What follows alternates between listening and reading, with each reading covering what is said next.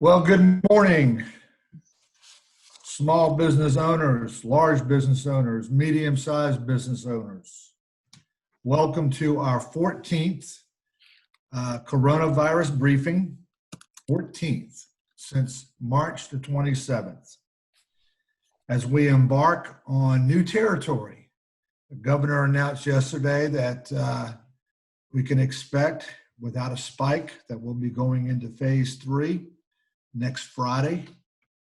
So with us today, we have our statewide lobbyist, again, Jody Roth, working with the Virginia Retail Federation, our own Ginny Crittenden with the Gloucester Main Street Preservation Trust, also a Retail Alliance board member, also serving on the governor's task force. They will both be talking about the legislative updates, in particular the guidelines that are set out or have been sent out by the state as it relates to phase 3 and the details surrounding that particular phase. We're very fortunate again to have Misty Leinberger of Pixel Financial Group. She will also answer any questions you have related to finances and loans, in particular the PPP, but I think more importantly during this session, she will be talking quite extensively on the EIDL loan or grant applications. As always, please submit your questions via the chat box throughout the meetings. We'll also be joined with Joey Morgan, Kylie Seibert's assistant, and he will be also talking about the events and the happenings of Retail Alliance. So let's go ahead and jump in and begin with Ginny Crittenden. Ginny? Good morning. Also, just to let you know, I'm going to be Jody today too. She is on a call that she cannot reschedule, and I'll tell you a little bit about that. But let's start with the report that she just gave me verbally over the phone. The reason she cannot join us today is that she's on a very important call with the business coalition that they've been working with called Virginia for a Strong Business Economy. And the Virginia Retail Federation is giving their final public comments related to the emergency regulations that have come about related to COVID-19. So it's important that she was on that call. VRF is also going to be contributing to a legal fund with these other business organizations. And that's frankly because there's about 35 pages, she said, of issues related to COVID-19 where, we'll be able to access them for legal advice. So that's going to be extremely important going forward. She did want me to make sure that everyone knew that on a call yesterday, the Virginia Employment Commission made it abundantly clear that if you have any employees that are refusing to come back to work, to please report them, okay? Very important that you do that. Lastly, what she wanted me to share with you was a reminder of 2 webinars that will be hosted by David Nagel, who's an unemployment attorney. One will be on June 23rd, the other one on July the 14th. I believe she sent out emails from the VRF. However, I was letting her know this morning, for some reason, I'm not getting them, and I don't really have much of a firewall. So if you haven't received those emails, be sure to reach out and make sure you're on the email list. They'll start at 10 o'clock. They'll go for an hour and a half to 11:30. And he's also going to be walking through all of the new unemployment laws that were passed in the last General Assembly session that are going to be starting and implementing on July the 1st. So some very important busy work that's going on right now through the VRF. So we've got the webinars, we've got this coalition that we'll be able to access for some legal advice. And one of the things I did just ask her, and Ray, I had shot you a text message earlier, was whether or not it would be appropriate for us to reach out to the VRF once they have are finalizing the comments for this the public comments for this coalition, to maybe access their attorneys that the VRF will be paying into this legal fund to see if there was a way to develop any kind of forms that our businesses could potentially use to protect themselves from liability issues related to this rehiring process with employees where they're refusing to return to work, as well as the public, because there are, as I go to walk you through the phase 3 guidelines, there are some changes. And this was something I'm going to just say that on the task force that, as a group, we had said we did not get behind testing people for temperatures and things of that nature, that it presents an issue of liability for the business.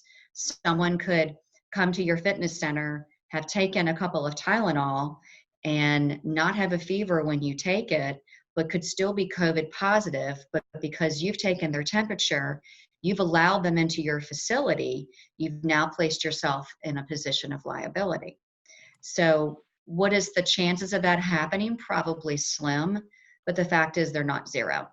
So I think if there's a way we can assist to just give another layer of protection, I think it's worth a conversation. So she agreed and said that once we get to that point, she'd like to try to do that. If I could be clear for a second, Jenny, just for our audience, the Virginia Retail Federation is co-owned by both Retail Alliance and the Retail Merchants Association of Greater Richmond. Our membership list has been provided to the VRF as far as getting out these invites and these notices to these 2 webinars. We will also be communicating to our membership locally about these as well. So okay. Just a FYI, Kylie and Joey will be doing that. And it will also be on our own website in addition to the link to the VRF. Yeah, I think they're going to be very informative. I would encourage everyone to sit in on those. I'm going to make sure I do. That's for sure. Do you want to go ahead and go through phase 3? So starting out with just the general business sector practices, a lot of that really hasn't changed. It's when we get into the specific different breakdowns of sectors. So I'm gonna walk you through. I'm even gonna hit a couple that just may affect you personally and maybe not in your business. So we'll start out with social gatherings. And the reason I do want to cover this one today is that if you are an organization or a business, even such as who I work for with the Main Street Trust, one of our revenue generators are events. And there was a meeting just this past week of, are we going to actually be able to hold events? And from what I'm reading, yes. It's just that now, instead of there being an occupancy rate of, not occupancy rate, but whether there being like no more than, 25 people, now we've gone to a 50% occupancy rate if you're going to hold an indoor event. Think about a wedding. If you've got someone in your family getting married, or in my case, if we're going to hold a fundraising event, now I can do 50% occupancy of that event space, inside or outside, if applicable, or 250 participants, whichever is less. So that was a big change. But also keeping in mind that you have to still maintain the 6 feet of social distancing.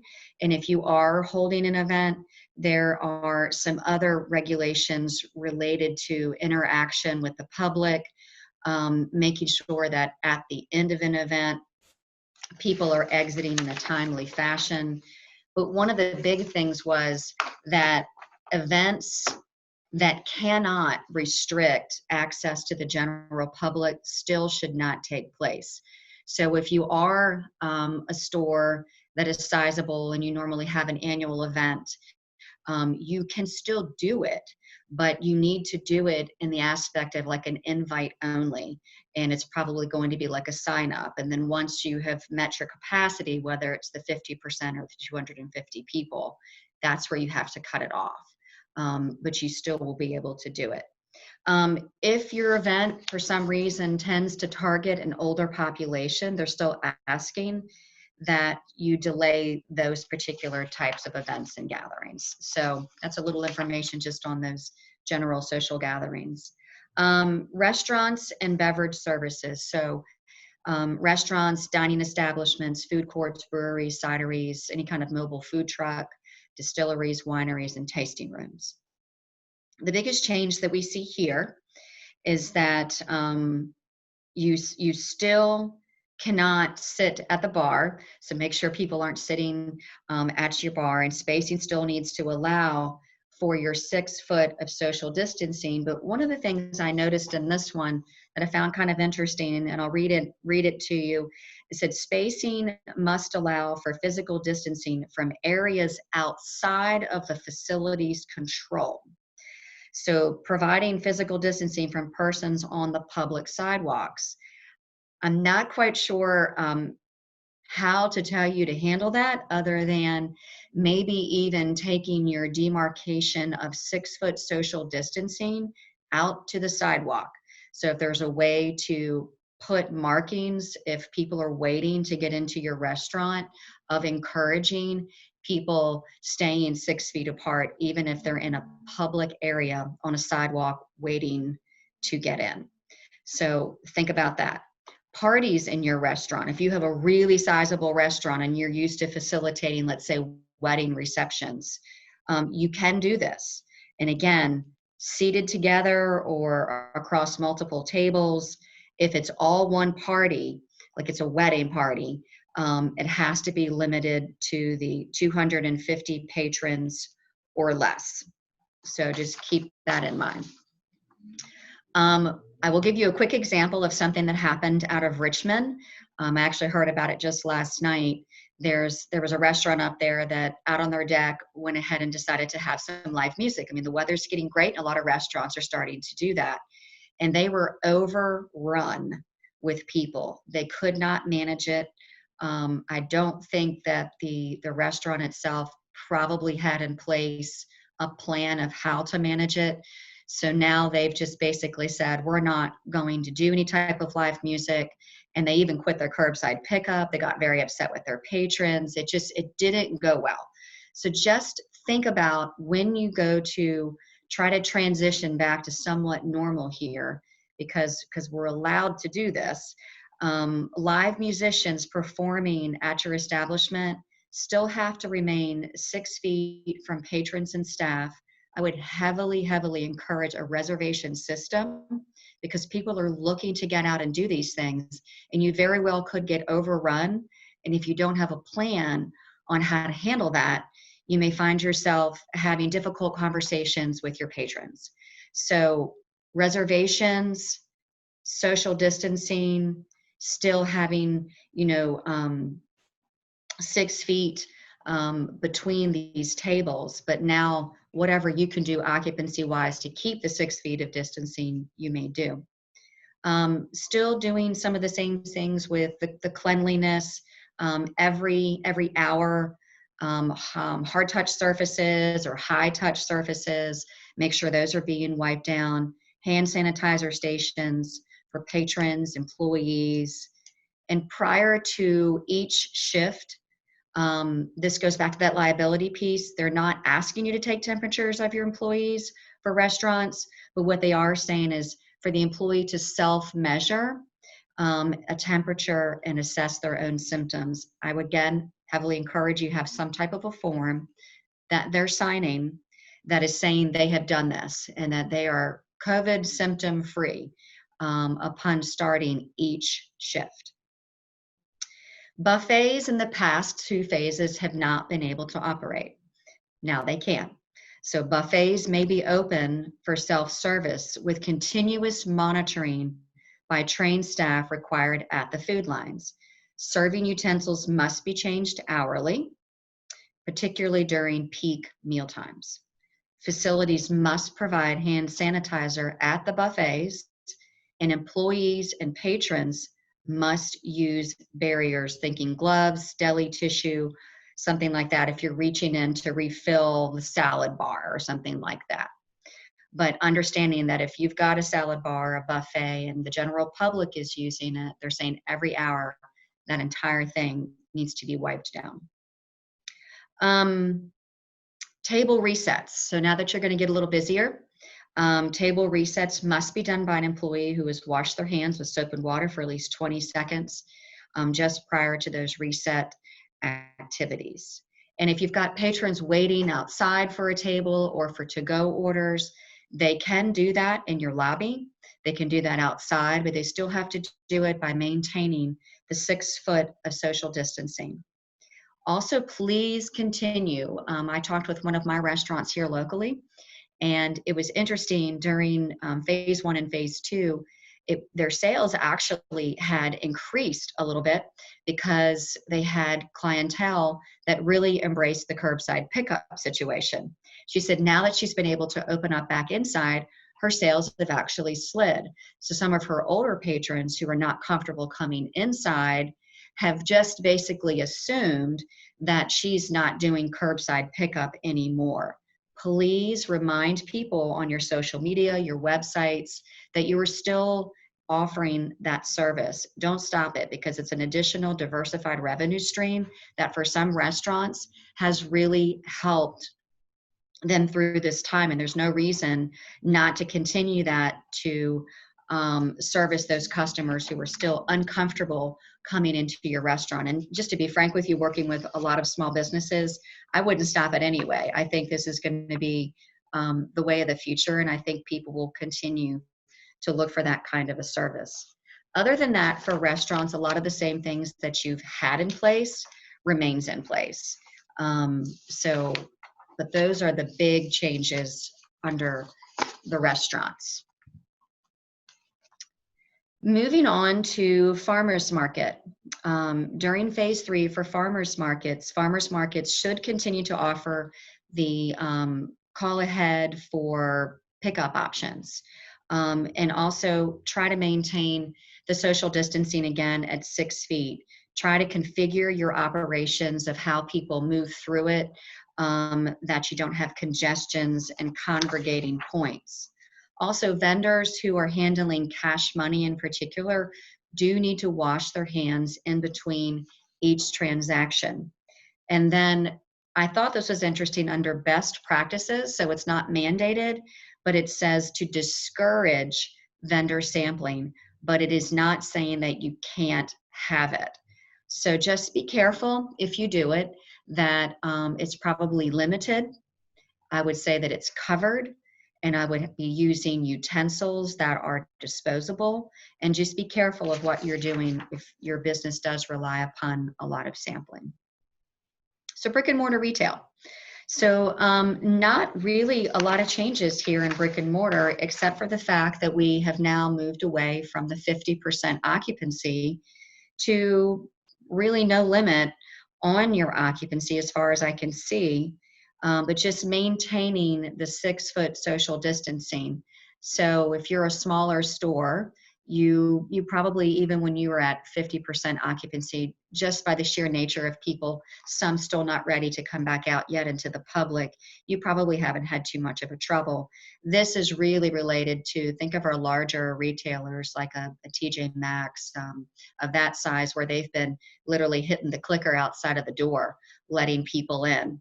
Now they can let them in, but they will have to have employees that are watching folks on the floor and to remind them to social distance while they're there. And again, don't forget to demarcate in your aisleways as well as your checkout areas of your locations on the floor of 6 foot apart. And so making sure that people are still adhering to that. Fitness and exercise facilities. This is one of the larger changes we've seen in phase 3. So we've gone now to an occupancy that is limited to no more than 75% of the lowest occupancy load on the certificate of occupancy, while maintaining a minimum of 10 feet of physical distancing between all individuals as possible.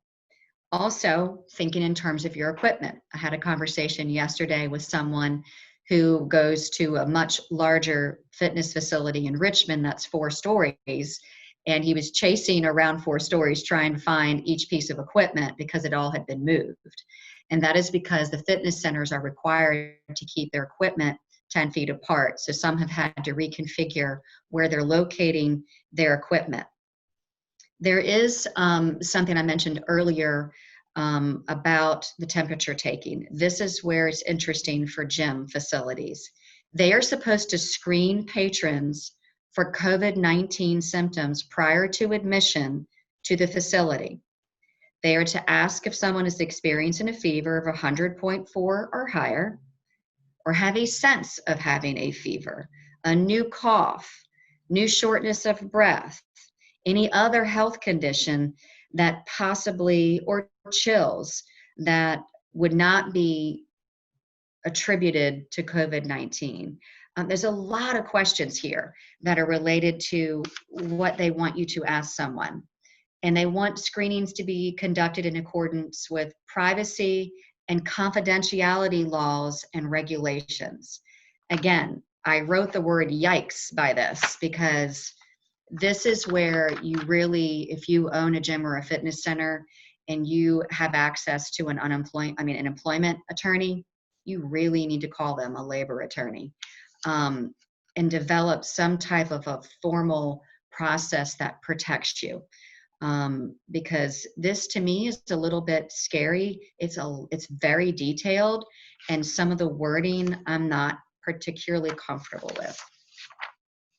Instructors maintaining 10 foot of physical distancing, as well as participants in a class environment. And again, if you are having a giant group exercise, cannot exceed 75% on that certificate of occupancy load, or the 250 persons. Personal trainers maintaining 10 foot of social distancing, hand sanitizing stations, including at the entrance and the exit, potentially where shared equipment is utilized. And then facilities still are having to prohibit the use of any equipment that really cannot be actually sanitized. So think about the climbing rope, exercise bands, things like that. They are still not supposed to be using. If you have a hot tub or a spa or a splash pad or any kind of a spray pool at your fitness facility, that is to remain closed. But however, there's a lot of happy parents out there when we hit phase 3, because swimming pools are going to be able to be open at 75% capacity, indoor and outdoor swimming pools. 10 foot of social distancing must be maintained between patrons as long as if you're not in the same household. If you live together, you don't have to. Free swim will actually be allowed. It's going to be interesting to see how they keep children from other households apart, from playing with each other. Good luck with that. Swimming instruction and water exercise classes must be limited to allow those who are taking those classes, again, 10 foot of social distancing. If you're a parent and you're taking your child to swim lessons, you can actually get in the pool with them and do that, and you can be right with them closer. But instructors certainly can have contact with swimmers when it is necessary. Seating on your pool decks and things of that nature, again, 10 feet apart, and disinfected between uses. This is another one that has that really long description of screening your patrons for COVID-19. So if you are a member of a swimming pool, or you are a business that is part of a country club and you're a retailer, these are things that you're going to see your swimming pool and the owners of these pools having to face as well. So indoor and outdoor recreational facilities, again, some of the same things we're seeing there, maintaining that 10 foot of social distancing, total number of attendees, they're now at a 50% occupancy load, or 250 people. This also, though, is because if you've got folks on a field and you've got people watching, it's combined of the 250. One of the things within that one that they talk about is ensuring, I don't like that word, ensuring anyone who has symptoms or is tested for COVID-19 has been exposed in any way, that, you know, they're being evaluated by a healthcare provider, et cetera. It's very difficult to ensure what anyone else is doing but yourself. So I have a problem with that one. Personal care and personal grooming services. So you think your beauty salons, your barbershop, your massage centers, tanning salons, et cetera. We're still basically in the same place we were for the most part with phase 2, staggering those workstations 6 feet apart, maintaining physical distancing between clients of 6 feet apart, still having your clients wear a mask, and then the provider is wearing a mask, and then staggering appointments as best you can to keep the numbers down as far as like who's potentially waiting in the waiting room. Other than that, for that particular sector, a lot of those stayed the same for phase 2. Campgrounds really is the last one. No gatherings of greater more than 250 people. But if you are on site, if you happen to be a retail location or a recreation or a food establishment that is part of a campground, or you're a food truck and you show up at a campground, you need to now revert back to those individual sector guidelines for how you are to operate. I don't think we have any members that are large, like entertainment and public amusement, do we? If we do, the biggest one is... Maybe a couple, a movie theater. Okay. So we have for entertainment and public amusement, what we're looking at is not exceeding the occupancy load of 50% or 1,000 patrons, whichever is lower. Okay. All private bookings, though, are limited to 250 people. 10 feet of physical distancing must be maintained between all performers, participants, and patrons. So if your concert venue, let's say you have a small concert venue that's attached to your restaurant, you've got your restaurant guidelines, and now you've got your entertainment and amusement guidelines, and you have to be able to separate those and implement them individually related to what that area is. And other than that, it's religious services, and I think we don't cover that within our group. Might want to touch on childcare. Okay, let me see if that's under here.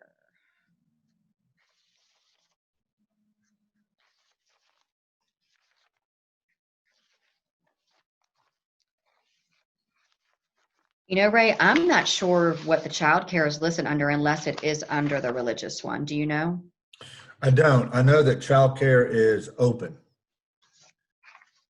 I'm going to think, in other words, because there's not a separate sector for child care, I would assume then it's going to go, could be a hybrid, right? It could be your general all business sectors, as well as maybe, touching on, gosh, it's not really entertainment. No, I think that a lot of members, maybe under some, almost a little bit of summer campy kind of thing. Yeah, I think overnight camps are not allowed, but childcare is open as it was pre-COVID-19. And the reason why I'm touching on that is because a lot of our members obviously have staff, right, who has children, and what you can do with the kids while they go back to work and everybody's reopening. And I understand that childcare can now reopen. Okay. And that's one of those things too. It goes back in all 3 phases. It is still present in this one, is certainly adopting a flexible policy within your workforce when people are presented with obstacles, whether they're through sickness or probably something like that.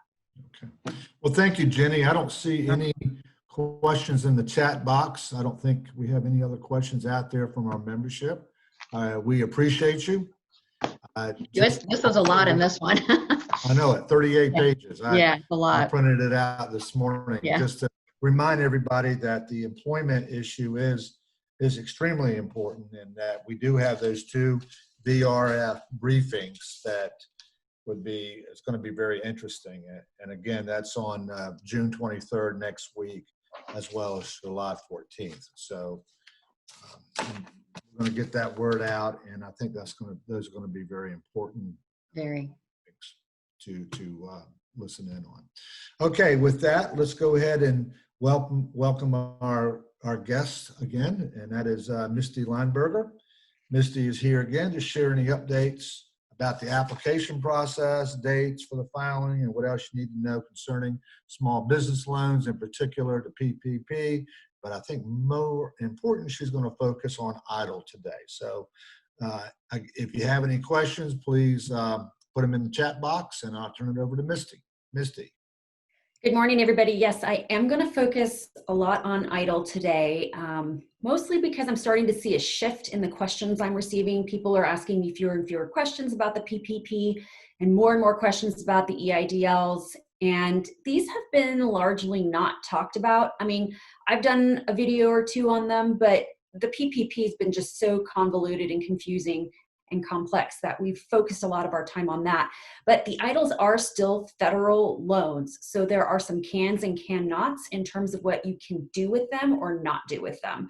And I wanna make sure everybody is clear on these. Now, EIDLs were initially put in place, and these aren't a new thing, like the PPP is a new thing. EIDLs have been in place for a long time to help people who are trying to run businesses in a federally declared disaster zone. So hurricanes, earthquakes, tornadoes, typically it's after the fact, not during the disaster like COVID is right now. So I really think a lot more attention is going to be paid to the EIDLs here soon, primarily because, like I said, I'm seeing a shift, and this never happened before in history ever, but all 50 states have been declared disaster zones, and the number of businesses getting these loans is absolutely unprecedented. So at some point in time, I do believe they're going to be spotlighted. Now, in terms of what you can do with these loans, you can pay bills. These are intended to help your company continue operations during or after a disaster until the business can start to take care of itself again. So you can pay bills, you can pay your rent, you can pay your utilities, you can make your credit card payment. So it is there to help with your normal operating activities. You can pay fixed debt payments, and that's very important right now, is that you can make the payments if you need to with the EIDLs. You can use it for payroll, although don't be using the EIDL and the PPP together in conjunction. They don't want you using them for the same expenses at the same time. So make sure you exhaust your PPP first and then go to your EIDL to cover things like payroll and rent and utilities. You can also pay accounts payable, and this is a little bit important because they have some rules about liabilities, but these are considered a short-term liability, so you are able to pay your accounts payable with the EIDL funds. So that's it. That's the list of things you can do with the EIDL. Now, the list of things that you can't do is a lot longer. So we've got dividends and bonuses. These are things that you would typically pay out of operating profit, not federal money. The federal money isn't there to cover that kind of stuff. Again, it's just there to help you maintain your business operations. It's the same with disbursements to owners. So if you're an LLC or a sole prop, you know, this is really the only way you should be getting money out of your company is by an owner's draw, but that is not something you can use the EIDL to pay. You cannot repay owner loans. So if you are a shareholder or an owner of a business and you loaned money to that business and the business has been paying you back over time, you don't get to make those payments with the EIDL funds. And this is not to expand your facilities. It's not to buy new assets. This is actually one of the biggest questions I've been receiving is, oh, I have all this money. Can I go buy a new company car? Can I buy a new piece of equipment? No, that is not what the EIDL is funds are for. You still have to purchase those things with your normal operating funds, your normal financing capabilities. They really don't want you using federal money to pay federal money. And what I mean is you do not want to use this to pay federal debt. So for example, the PPP loan. You're not supposed to use the EIDL to pay off whatever wasn't forgiven of your PPP loan. Those are two separate things. The only exception to this in terms of paying federal debt is when it comes to IRS obligations. For example, payroll taxes. They will allow you to use the EIDL funds to pay those payroll taxes. Here's the other really big question I keep receiving, and that is a lot of people have called and said, hey, I'm just going to pay off my credit card debt. I'm going to pay off this capital loan, and it's a much lower interest rate with longer terms, so that's what I'm going to do. And the answer is absolutely not. That is not something you can do with the EIDL funds. You may not refinance your capital loans or credit cards with the EIDL funds, okay, to get that lower interest rate. You can make the payments if you need to because cash flow is tight, but you cannot refinance the entire debt, any long-term debt, with the EIDL funds. And then on the last thing is relocation. Now, clearly the reason you're giving you the EIDL funds is to not only continue operations, but to continue your operations where you were at. So it's not designed to help you move out of the area. So you cannot use these funds to relocate. Now, in terms of recourse, I have called the SBA, I have researched online, I've read as much as I can, and there's not a whole lot of guidance on what they can do about it, honestly. They say that they have recourse, but there's no specified recourse. They don't tell you how an audit might work or if it would work. And they actually say that there's no expectation for you to save documentation except for any particular normal reason you would save it. For example, you'd want that documentation in the course of an IRS audit. But aside from that, all they say is there's no guidance here, there's no guidance there, but it can change. There's a lot of, but this can change. And that's the part that makes me a little nervous, especially considering how many people now have this loan, is that it can change part. So they haven't made any decisions, I don't think. And honestly, I think the biggest reason is it just hasn't been spotlighted because the PPP has been such a big thing. So I'm advising everybody to take the conservative route and follow these rules exactly, and don't do anything with them that you shouldn't be doing. And if you have, fix the problem as soon as you can. Now, switching over to the PPP. So the new PPP forgiveness application was released like 3 or 4 hours after my video this past Wednesday when I was talking about the EIDL. And I was really hoping they were going to simplify it, and they maybe did a little bit. But I'm sitting here, I spent hours on this yesterday trying to see where they had actually simplified it. And I'm not that encouraged. It's very confusing. It's very convoluted. It's ambiguous in some areas. I took a class, the Friday that the new PPP legislation was passed, and the class moderator compared figuring out PPP forgiveness to pinning Jell-O on a wall. And after my experience the last couple of days on this new application, he's absolutely correct, and they haven't fixed that problem. It's still an issue. So I'm spending the next few days trying to figure it out and learn as much as I can, and then post a video on how we calculate the loan forgiveness, because the banks aren't going to do that for us. The government's not going to do that for us. It's on us to do that. Now, there are resources that are going to be available to help us. For example, if you have a payroll company, they have put together some great spreadsheets or forms for you to fill out so you can figure out your FTEs, so you can figure out what your salary reduction is, if there is any, or hourly wage reduction. So that one's going to be a tough nut to crack. I do recommend that you don't go rush to get forgiveness. I think we need to take our time and make sure that we do this correctly, because we do have the time. And on top of it, I think there's going to be more guidance coming out. So I'm just kind of keeping my eye on things and making sure that we understand what's going on. Now, yesterday I was actually on a call with somebody from the IRS actually moderating the call, trying to teach us about the employee retention credit.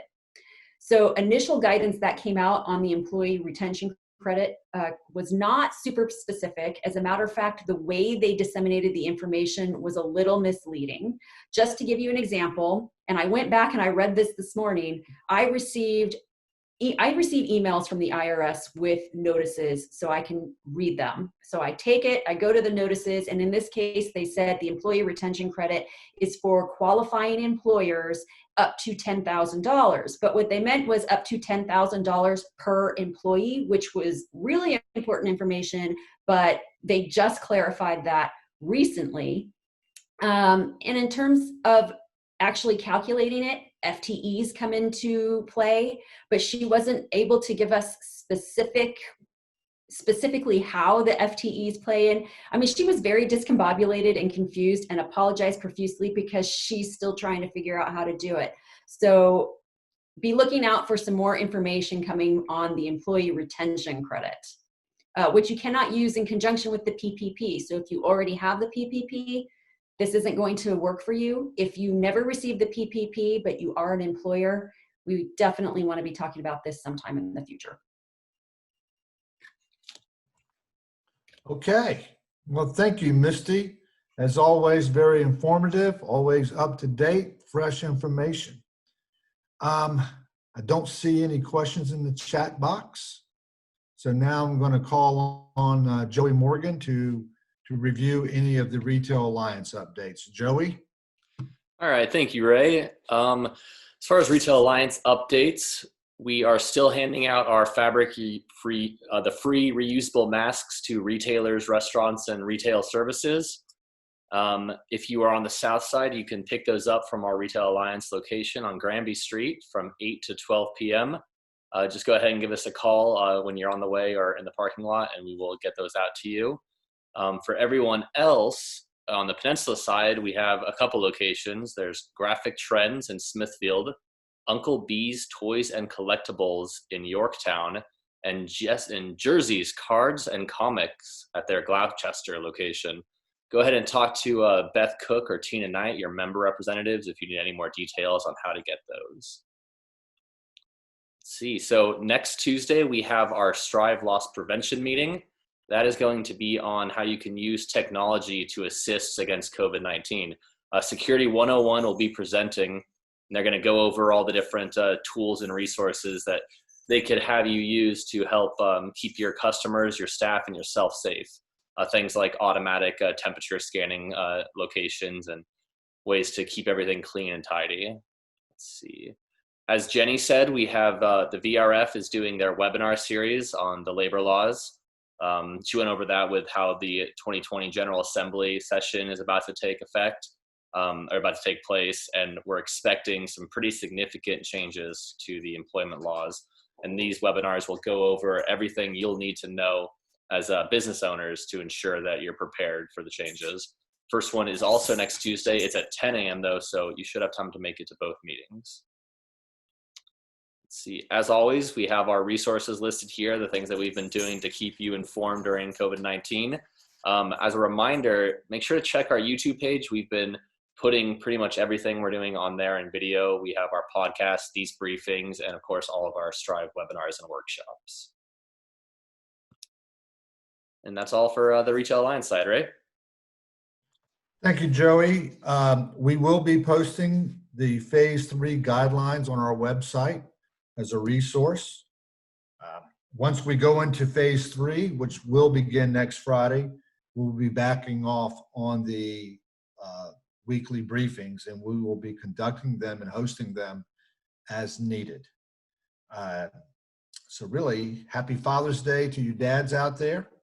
Stay safe. The Retail Alliance office will be reopening its doors effective this coming Monday, and that is on the 22nd. And